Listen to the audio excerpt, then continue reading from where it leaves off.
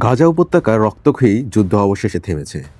দীর্ঘ ২ বছরের সহিংসতা, অবরোধ ও মানবিক বিপর্যয়ের পর অনুষ্ঠিত গাজা শান্তি সম্মেলন এই এক যুগান্তকারী চুক্তি স্বাক্ষরিত হয়।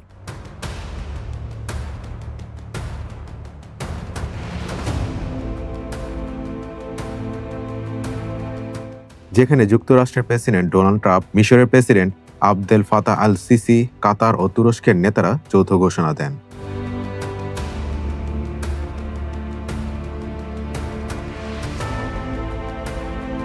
এ চুক্তির মাধ্যমে হামাস গাজায় আটক শেষ ২০ ইসরায়েলি জিম্মিকে মুক্তি দিয়েছে। বিনিময়ে ইসরায়েল ১,৯৬৮ ফিলিস্তিনি বন্দীকে ছেড়ে দিয়েছে। এ বিনিময়কে বিশ্লেষকরা মধ্যপ্রাচ্যে মানবিকতা ও কূটনীতির বিরল সাফল্য হিসেবে দেখছেন।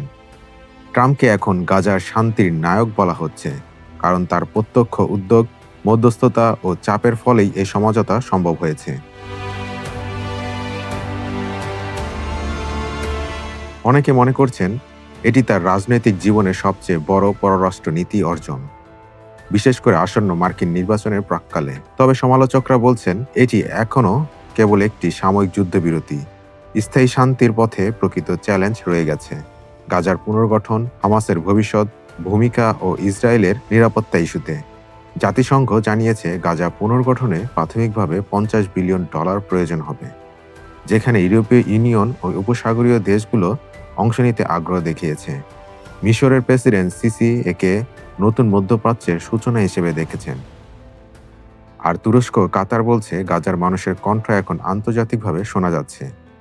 ইরান অবশ্য একে রাজনৈতিক নাটক আখ্যা দিয়েছে, যা আঞ্চলিক প্রতিদ্বন্দ্বিতা আরও বাড়াতে পারে। বিশ্লেষকদের মতে এখন মূল চ্যালেঞ্জ হবে যুদ্ধ পরবর্তী ব্যবস্থাপনা, অস্ত্রবিরতি বজায় রাখা, মানবিক সাহায্য পৌঁছানো এবং রাজনৈতিক প্রশাসন পুনর্গঠন করা। যদি এই ধাপগুলো সফলভাবে সম্পূর্ণ হয়, তাহলে মধ্যপ্রাচ্যে এক নতুন ভূরাজনৈতিক ভারসাম্য তৈরি হতে পারে। তবে ইতিহাস বলে, মধ্যপ্রাচ্যে স্থায়ী শান্তি ঘোষণা করা যত সহজ, তা ধরে রাখা তত কঠিন। তাই বিশ্ব এখন তাকিয়ে আছে ট্রাম্পের গাজা শান্তি চুক্তি সত্যি এক নতুন ইতিহাস গড়বে, নাকি পুরনো সংকটের ওপর সাজানো আরেকটি অস্থায়ী অধ্যায় হয়ে থাকবে।